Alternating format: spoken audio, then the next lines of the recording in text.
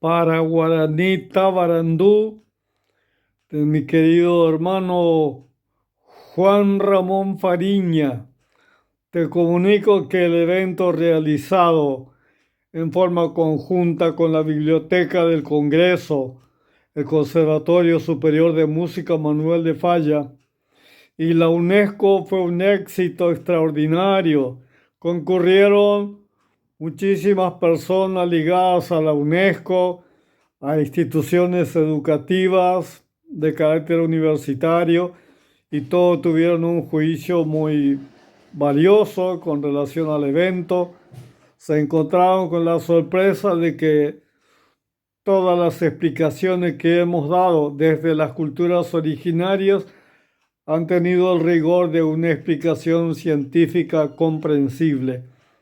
Y valoraron mucho y fue un éxito y nos quedamos todos entusiasmados para darle continuidad a estos eventos.